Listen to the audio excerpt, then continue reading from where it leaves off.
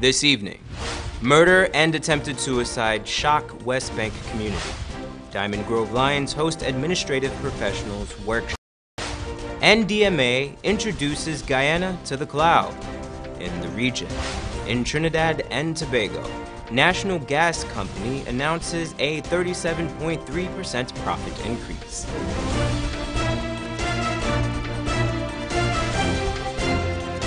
From Safe TV headquarters in South Bramwell Gardens, this is Safe TV Headline News with George Gonzalez. Today is Wednesday, April the 25th, 2018, and this edition of Headline News is now being streamed live on our Facebook page and our YouTube channel. Thank you for joining us. The Ministry of Public Telecommunications has opened up another ICT hub. This time, residents of Cinderella City in Region 10 are the beneficiaries. Region 10 Councilor Elise Benjamin Hall said this is the first of a number of projects identified for implementation in the area. The establishment of the ICT Hub has been funded by the Cinderella City Council, the Regional Democratic Council, and a local community group. According to Hall, the ICT Hub is almost ready for the community's use, saying, quote, "The council has a few finishing touches before officially commissioning the hub. This includes the completion of the back entrance, among other areas." Nonetheless, she encouraged residents and business owners of Cinderella City to play a more active role in the ICT Hub, which will benefit at least 10,000 persons within the constituency and neighboring communities. This is not the only Region 10 village to receive an ICT hub in the coming months. Kwokwani, Ituni, Kumaka Mines, and Rivers View are all on the list. To date, the Ministry of Public Telecommunications has set up approximately 110 ICT hubs across Guyana. An alleged murder and attempted suicide sent shockwaves through one West Bank Demerara community. Esther Sobers has more in this two-part story. The peaceful village of Good Intent was rocked by a murder and attempted suicide early this morning at around 3 a.m. Nigel Glasgow allegedly killed his reputed wife, Dion Hernandez, and his dogs in their home on Murphy Street. The mother of Glasgow's children reportedly discovered the couple. Hernandez was found dead in the couple's bedroom and lying next to Glasgow. However, he was found to be in a conscious state and taken to the hospital. A close relative of the suspect described his cousin as a very quiet man. He was shocked when he heard the news. So then me got the bag there, and me go inside the house. I see this, I see she there. And then I said, man, taxi, me said, me can't go yet because you gotta get the police. So as I come and I reverse back the car with speed from me yard, they already bringing out. I pick you up on the bridge, then put you in the car by the bridge. Because you have to get police first for party thing. So me end up rushing to the hospital. But he bust his throat. But then the doctor then take up his throat and give saline here. Glasgow, who worked at a slaughterhouse, was in a relationship with the deceased woman for over 2 years. But they never lived together. 2 years now. Do you have any children together? No, I ain't got no children together, but she live in Dairy. Where? Still in Dairy, but she has come and sleep and so with you and then die and then just go home together and so. Sometimes when I'm too late and call me for tax work and just pay me for care due to him in Dairy. In the midst of Glasgow killing spree, he turned his attention to his neighbor. She claims that she tried to burn her house down. This morning I lie down inside my bedroom, and when I lie down, I hear my this window here flap. So me and my boyfriend had a little problem, like say he must come or something, but I ain't really take it on mind. And then I hear a walking at the side, they say my uncle mustn't get up for bed because he just go and drink his rum and so he's coming in here on bed. I hear the walking, and then I watch now, in the hall I see the hall look. I see the hall look a little bright. I say, man, I look like sleep, I lie down back. But after now, like I smelling this gasoline strong inside this house, I decide to forget it because I take off this light and the hall light. When I come out, I see a fire at the side of my chair. And the only thing I could do is take water and throw it and say, Mommy, somebody trying to burn down this house. Despite the attempts of Glasgow trying to burn her house down, she said her neighbor is not known to be a violent person. He's an easy, quiet person. But me and he used to talk, we used to laugh and so on. But And night I was sitting with that same guy Joe. And when I sit on the bridge, he said, Chanello. And I hand feel, he didn't hear me and see. From since then, I see little cold with me. And when I see little cold with me, I see talking to me talking to he. But I never know that was the intention. Many women continue to make headlines as they are brutally killed by their lovers. This murder makes Hernandez an unfortunate contribution to the statistics. Nonetheless, many villagers are still left in shock as to why Nigel Glasgow killed his reputed wife. For Channel 2 Headline News, Esther Sobers. What could have caused Nigel Glasgow, a man many described as a peaceful character, to kill his lover, Dion Hernandez? Many persons are left mystified, even the mother of his children, Rhonda Kennedy. Kennedy was in a relationship with Glasgow for over 14 years. They had 2 children together. Kennedy, who didn't want to appear on camera, spoke of Glasgow being a loving father. According to her, he was never an abusive partner. 20-something years I know him. I always know him to be a peaceful person, jovial, loving, caring, understanding. Myself and him had a relationship for 14 and a half years. The reason why we separated is because he was a womanizer. Okay. So I decided to move out and I leave him. I never know him to be a violent person. Okay. What do you know of the relationship with him and this woman that died? All I know is that the 2 of them had a relationship. Nothing more. Was he ever abusive to you at any time in your No. relationship? Jealous person? He was jealous, but never abusive. Although Glasgow played an active role in his children's lives, Kennedy alleges that Hernandez wasn't too happy with him spending so much time with his children. All he told me is that she doesn't want his children them to come around him. She doesn't want him to give his kids anything. If I should call in connection of the kids, then she always have a problem. Despite being separated, they would constantly communicate with each other, so much that when she received a call from him, she immediately knew that something was wrong. As a matter of fact, he was there last night. He came from away, and I heard a rapping on my door, so I asked, who is it? And he said, it's he. So I asked him, what are we doing there the hour of the night, right? So he said, he came to bring some money for his kids. So I opened the door, and he take out the money and he rest it on my breakfast table. And he said to me, I would like to see my children there. And he went into the room, he hugged them, he kissed them, and then he left and he went away. However, I went back to bed. When I went back to bed, I didn't check the time. I did not check the time, but I received a phone call from him in a low tone of voice, and he said to me, I love you, and take care of yourself and the children. So right away, he don't speak to me that way. We separated 6 years ago, and it is funny to know that he telling me that hour in the morning that he loved me and I must take care of myself and the children, and it was at a low tone of voice. The way Glasgow ended the call made his ex-lover feel uneasy to the point that she decided to rush his home. It was there she made the gruesome discovery. So right away I start hollering, and I called my son and I said to him, I said, Kevin, something wrong with Nigel. The kids they woke up. I told Shanet, I said, call Nigel's niece, which is Tamika, that lived downstairs. So when she called Tamika and Tamika came up, I told her, I said, something wrong with Nigel. So we all came out on the road. When we came out on the road, we got a car and we went to Nigel's home. However, when we got there, we saw 2 of the dogs lying in the yard. So right away, my son suspect that something is definitely wrong. We go upstairs. It had padlock on the door.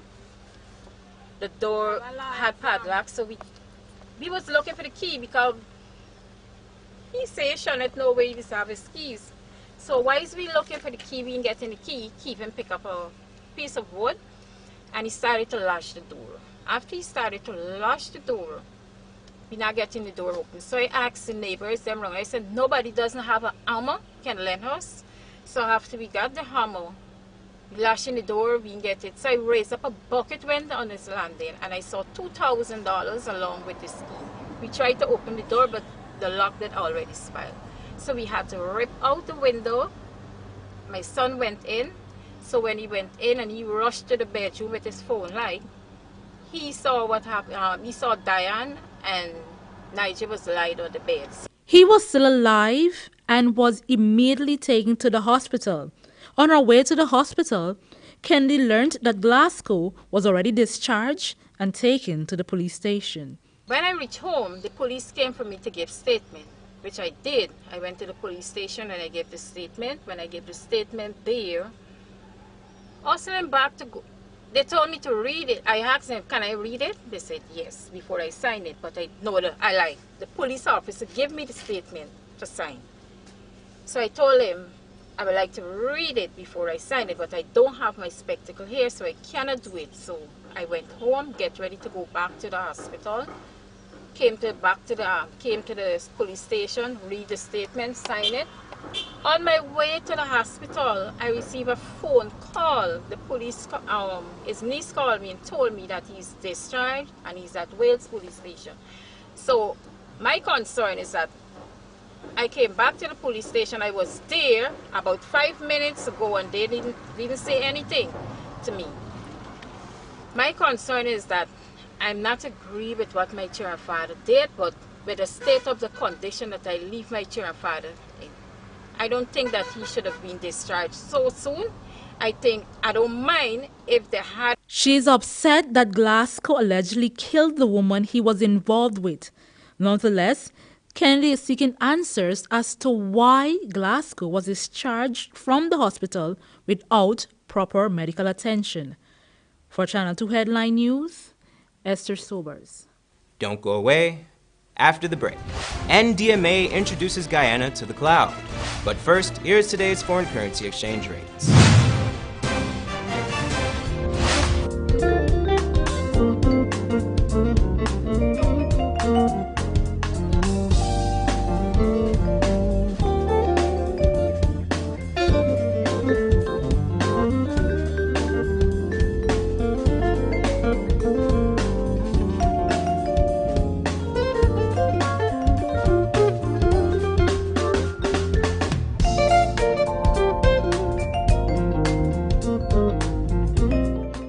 For the latest in news from Guyana, the region, and beyond, visit our website, headlinenewsguyana.com. It's the GABF National Basketball Club Championships Final. Road to Mecca 5. Can the defending champions Bounty Colts make it a three-peat? Or will the Ravens defeat the Colts to regain championship status for the 2018 National Basketball Club Championship Finals? Colts versus Ravens. Third place challenge, Royals of Linen versus Cobras. Halftime entertainment by Tamika Marshall, Guyana's leading female entertainer. Also $2 million in cash and prizes, spectacular cheerleaders, and fan giveaways. It's the Road to Mecca 5 Finals, this Saturday, April 28th at the Cliff Anderson Sports Hall. Jump ball time 19 hours or 7 p.m. Admission $1,000. Hey you, guess what? Clearance will be hosting a grand half-price sale for one day only. Friday, the 27th of April. So I need you guys to come down and cash in on this amazing deal for all your favorite brands. Ladies, come down and enjoy half off jeans, tops, dresses, shoes, handbags, and a whole lot more. And for the fellas, cash in on half off dress shirts, jeans, jerseys, short pants, sneakers, and everything you need to give you that sizzling look. Remember, the sale happens for one day only, so I need you guys to come down and cash in on the big half price sale happening right here at Clearance. Always keeping you in style. Guyana, celebrate and appreciate 35 years of ministry with our very own Prophet Eon Greaves. Saturday, April 28th, 2018 at the National Cultural Center, featuring Sean Sobers, Samuel Medas, Miriam C. Williams, Saiku, Kester D, Sherilyn Maloney, and much more. Tickets cost $1,500, $2,000, and $3,000 and are on sale at the National Cultural Center and Kester D Music Center. Doors open from 8 p.m. Sponsored by Hope is Rising and Den's Trading.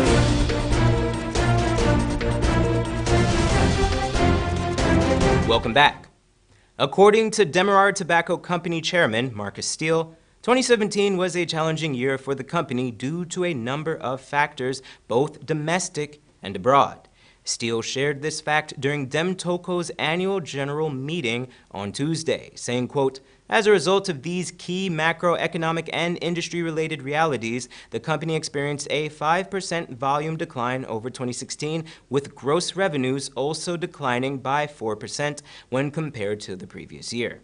Profit before tax amounted to $2.5 billion, a decline of 9.5% as compared to last year. The passage of the Tobacco Control Act in 2017 brought a fundamental change to the industry. Nonetheless, while the measures under the Tobacco Control Act will come into effect later this year, DemToco has already begun experiencing some market fluctuations. Today, the Diamond Grove Lions Club hosted an administrative professionals workshop. Wendell Jeffrey was there and filed this report.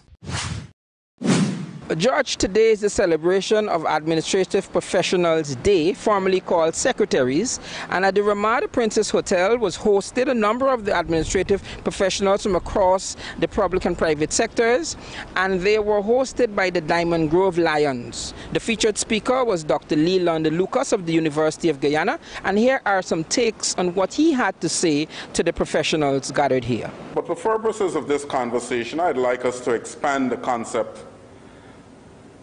of the administrative professional a bit broader. You see, the secretary cannot function without the supervisor. The supervisor can't function without the support staff. And none of us can function without the support crew, the maintenance crew. And so for me, when I think of administrative professionals, I also think of those who provide us with the support staff services. Without the pleasant administrative professional, your work could continually be in the pile called waiting to be completed. Could be misplaced, or it could be incorrectly completed, or it could be done very quickly because you treated that individual with respect, honor, and decency. That you as parents may request some time off to take care of your children or personal issues, and the boss refuses to give that to you, and yet a few days later, he or she is asking you to work late on a special project. You cannot have it both ways. Ms. Kimmy Williams is the current president of the Diamond Groves Lion, and I asked her to give her take on today's activity. This is our third time, I think, doing something like this, and we thought that every time people think about an administrative professional, they probably think about a secretary or somebody, and not much significance is being attached to the role. I am a firm believer of an organization's greatest assets is its human resource, because if you make them comfortable, they make the customers comfortable, and they make others comfortable. George, I also caught up with Ms. Petal Ridley. Petal is the founder member of the Diamond Grove Lions Club, a past president, and she was the one who really coordinated the event, and I asked her what was her take on today's activity. Tell us what's happening here today, Petal. Well, we're in the week of celebrating administrative professionals, commonly known or used to be referred to as Secretaries Week, but it's now referred to as Administrative Professional Week, and today is the day that you celebrate the administrative professional.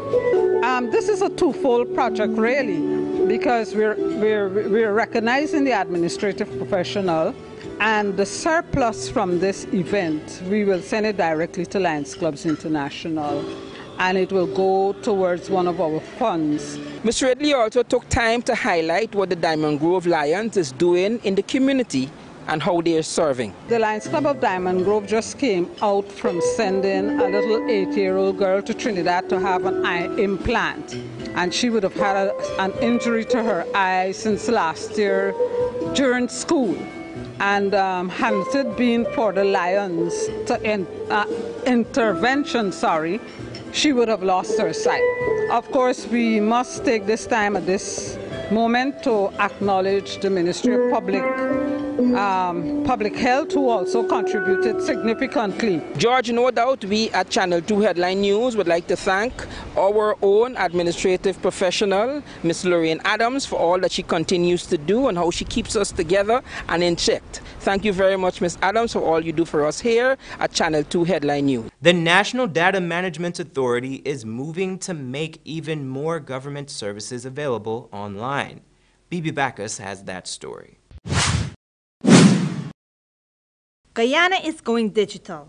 The National Data Management Authority is putting in place the requisite infrastructure to facilitate the ICT services being rolled out by the government. According to Floyd Levi, chairman of the NDMA, the G-Cloud is a relatively new technology to the nation. Levi noted that, providing the servers needed for e-governance, agencies no longer have to go through a procurement process to purchase them.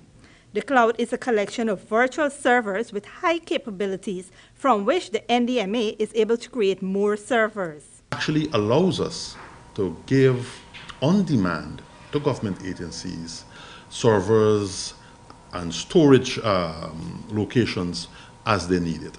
So rather than an agency having to go to one of the vendors in Guyana to buy a server, they can actually contact the NDMA, and within a matter of an hour or two, they get the server from within our local cloud that they would have had to spend about 4, 5, maybe even 6 months. This is part of the government's plan to make many government services available nationwide. At first, only applications will be available online, but there are plans to allow payments to be made online as well. Thus far, the NDMA has listed over 200 services and is in the final stage of user acceptance testing of the government portal described as a one-stop shop where all government services can be accessed. The NDMA will launch the service in late May. Reporting for Channel 2 Headline News, Bibi Bacchus. Thanks, Bibi. Join us after the break, where we take a look at Guyana, the region, and beyond.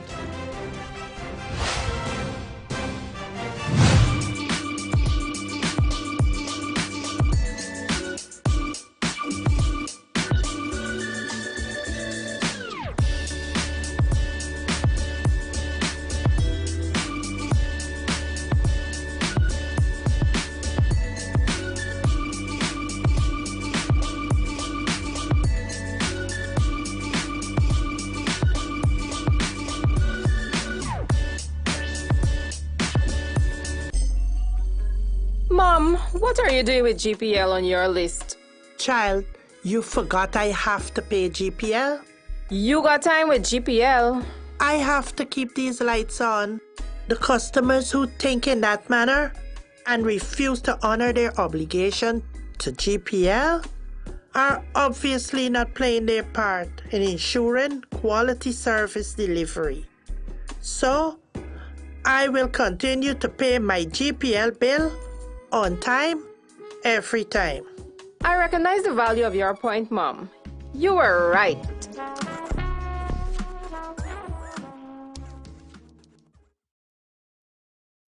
For all your floor covering needs, Kissoons has you covered. From wall-to-wall carpets, runners, rugs in all sizes and designs, mats for all entranceways, vinyl and rubber tiles too. And with our vast stock and knowledge, you're guaranteed to find your floor covering solution with us. We provide free estimates, and did I mention we install too? Like I said, we've got you covered. Kissoons Furniture, furnishing homes for over 60 years.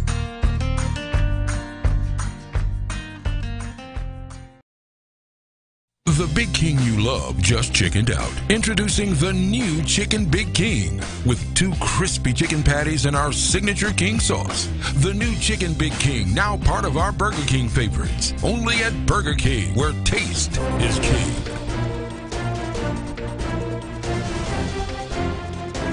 Welcome back. In news from the region now.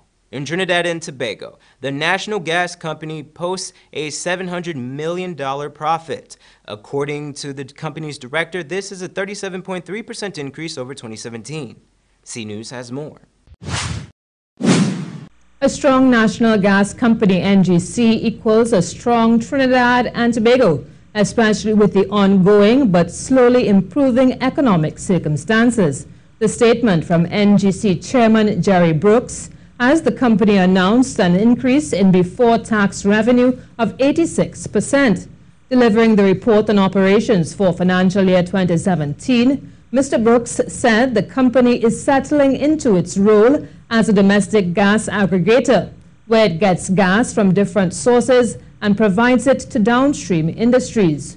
Looking ahead, Mr. Brooks said this country can look forward to benefiting from the recently publicized Grenada oil and gas announcement. Grenada's gas, if and when discovered, will come across to Trinidad to be exported and to be utilized here, which will both benefit Grenada and benefit Trinidad and Tobago. We're also working as well with Venezuela. We have completed the MOU. We have completed the G2G agreement. We're working now assiduously on closing out the term sheet, and we expect that to happen imminently. He said the company is also moving to automate some of its processing operations using robots to optimize and increase output and have real-time imaging of its inventories. Mr. Brooks said these and other changes also make the NGC better placed to deal with emerging oil and gas exporters such as Guyana. So, how did the company perform financially in fiscal 2017? Up to $989 million, 37.3% improvement of NGC's profitability in 2017. Revenue moved from $10.9 billion to $13.8 billion, 27% improvement in NGC's profitability. Profit before tax moved from $1.2 billion to $2.5 billion, which is an 86% uplift, and we were able to pay $1.4 billion in taxes and dividends. And now for your 7-day weather forecast and bridge retraction schedule.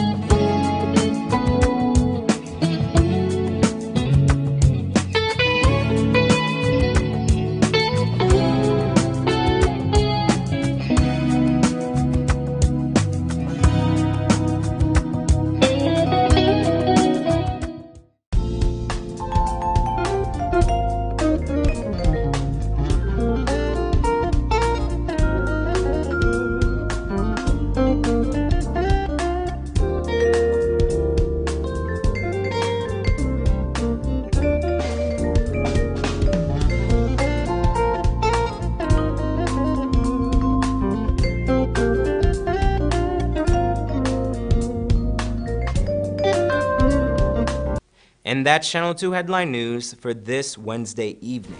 As we take our leave, we invite you to find Channel 2 Headline News on Facebook, YouTube, and our website, headlinenewsguyana.com.